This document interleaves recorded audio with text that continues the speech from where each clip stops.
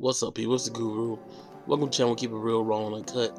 Today's topic: Guru's Lounge. You see the heading. I decided to bring this segment back. A lot of people liked it. I kind of tailed off in a while back, and I'm going back to my roots, man. Starting stuff that I used to do back in the day that people like, so I'm bringing it back. So, what other way to bring back this segment? I have to have a big guest, big time guest. And this is probably one of the biggest guests in the anime community, if not the biggest. My man from Neverworld. So sit back and relax. Hope y'all enjoyed this quick little interview. Split up in two parts. This will be in the first part, but yeah.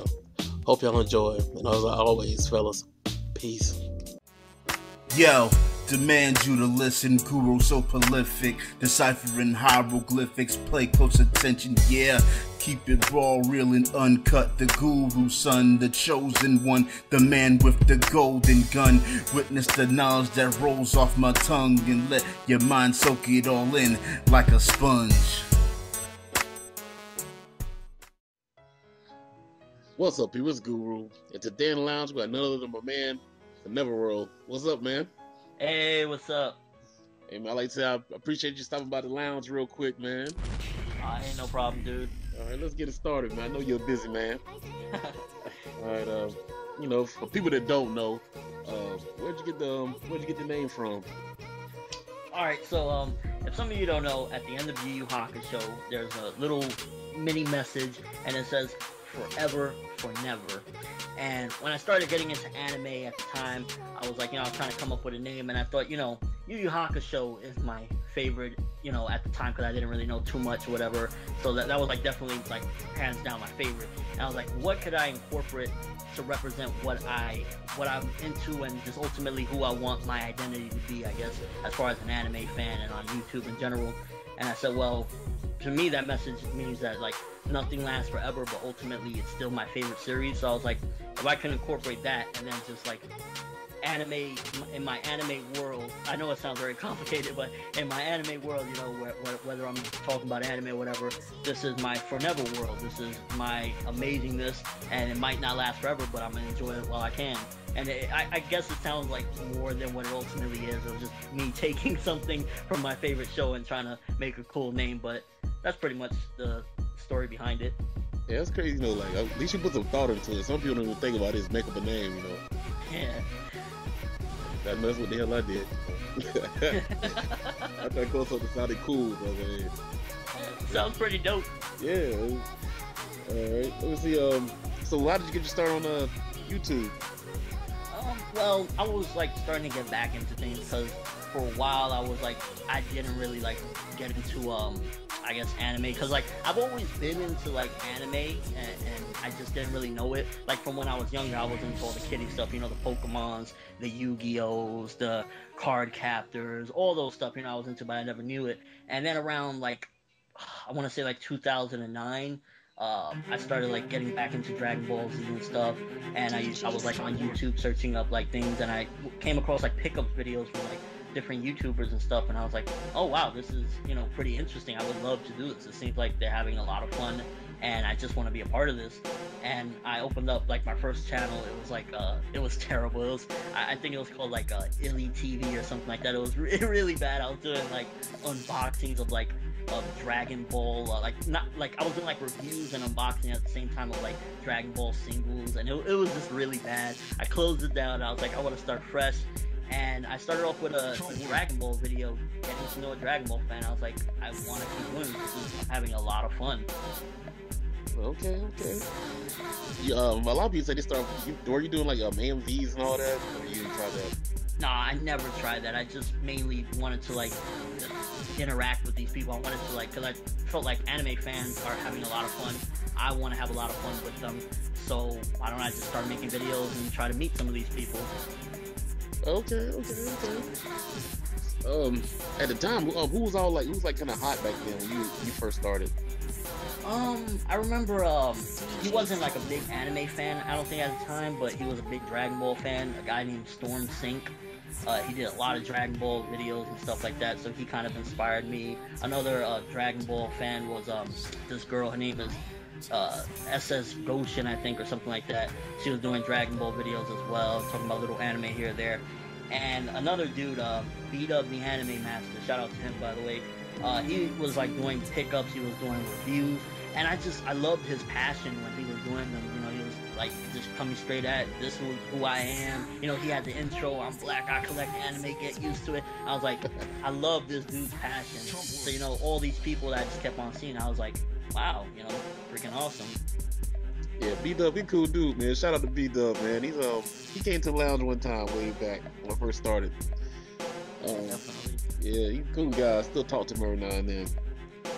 Let's see. Oh, you know what? There's a rumor that I heard, man. I heard he was like a big time Biggie Smalls fan. I don't know how true that is. Oh, dude, I was like a huge Biggie Smalls fan. See, something that people don't know, and this is gonna be breaking news, I guess. I'm gonna, grace this on the Guru's Lounge, is that I actually used to be an aspiring artist and an aspiring producer, and Biggie Smalls was like I based everything off of like Biggie Smalls. Like, I want to make music with his passion. I want to just like have his swagger and all around. He inspired me so much, and I was just hardcore fan for him. And that even led to me like signing up and getting to participate as an extra for his movie Notorious. Okay, wow, I didn't know he was that deep, man. Yeah. Yeah, he's one of my favorites too, man. I love Big, man. Yo, that swag and that just charisma and everything about him, man. Nobody can replace that. Nah, I remember they tried to come out with like Bad Boy tried to come out with Sean, tried to have like yeah, when I was younger, I was inspired by Sean as well too, cause like I heard when I was younger, like, he was like kind of like taking Big swag a little bit, but I was a big Shine fan back in the day. Now, I don't really mess with that music anymore. He changed up his flow too much and everything, but Shine was a big inspiration to me as well when I was younger. Yeah, he's like Shine. Bad Boy was the shit back in the day, man. I just love everything he put out, man. Was just yeah, definitely. Yeah, these days pass. I feel like see. step I take to the grass. This is good. Did you ever think your channel would grow this fast and get this big and popular?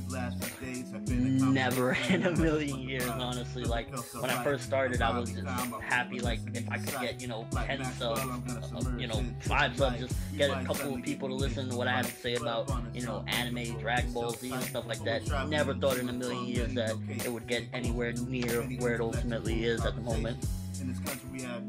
Man, that's like, whoa, you came up kind of fast, man, in a short amount of time. Yeah, I mean, like, I owe everything to definitely my supporters, my fans, my viewers, because without them, like, it sounds cheesy and corny, but without them, I ultimately wouldn't be where I'm at right now as far as, my success and whatnot. But it's really just all thanks to them enjoying my content and stuff. That's what's up. So what kind of tips or advice would you give to like the new and up and comer reviewers? Big tip is, one, talk about what you like, talk about what you love, talk about the things that you get excited and inspired to talk about. Because if you're coming in and you don't like what you're talking about, you're not going to be able to express your passion. And I think that one of the key things is to express your passion like the best way you possibly can, because that's what I try to bring to every one of my reviews. I bring my passion and just overall my energy. Like, just come in with, again, talking about stuff that you love and you enjoy. That's one of the, I think, key things to coming in and being a reviewer. Just talk about something you want to talk about every week. Okay. Solid advice right there. Y'all hear him, man. Y'all hear the man. He's the man. Listen to him. All right. Are there any like, I guess, new guys, new jacks out there right now, or some guys that been around for a while that you like watching their videos, or you keep an eye on, like, okay, this guy still got it, doing pretty good. I'm sorry, what was the question again? Like, is there any guys you got your eye on, like some guys like really doing pretty good right now? I mean, like a lot of people, what happens is they start up their channel, and I'll check them out or whatever, and you know, they like, cause it's a growing phase with people. Like nobody starts off making the best quality that they'll ever make. You know, they grow, and like I'll see dudes, and what happens is a lot of people they lose interest or they get uninspired because they don't have that immediate success that you know they think that they should get, and then ultimately they fall off. So there's nobody really in particular that I you know, that comes to mind. There are some dudes that I do, like I check out their content from time to time, like dude recently Hadosen Goku. That dude makes some pretty good content.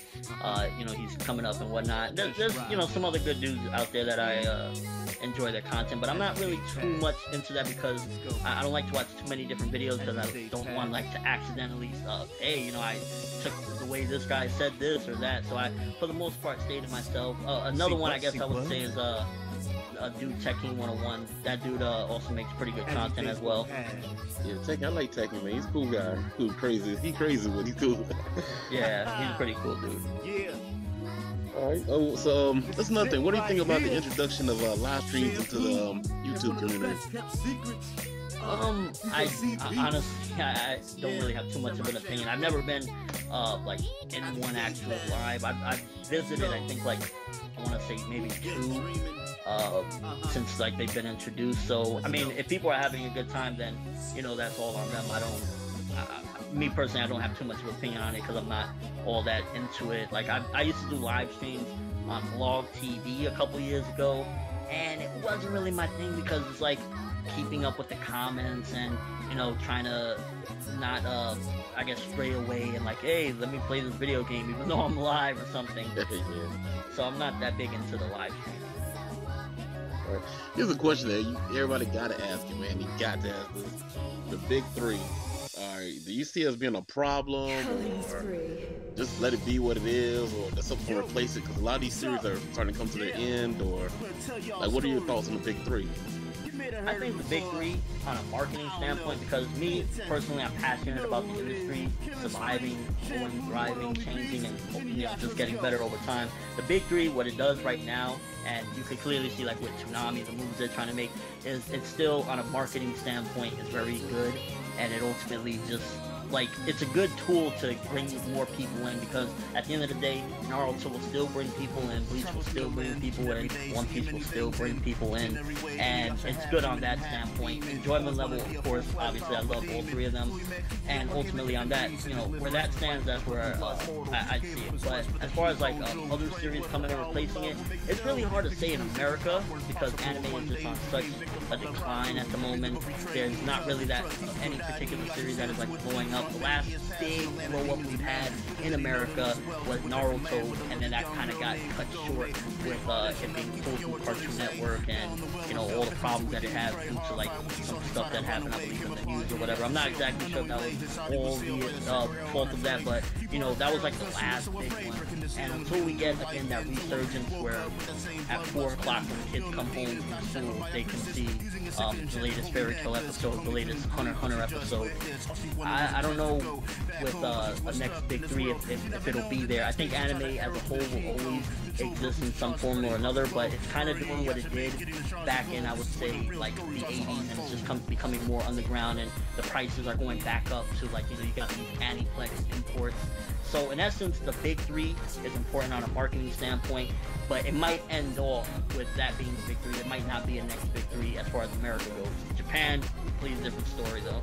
So the journey begins, True. here we go. Inuyasha finds out about the Kikyo. Kagome suspending image from head to toe. The church for the sharks so they can find the truth. Little did they know there was all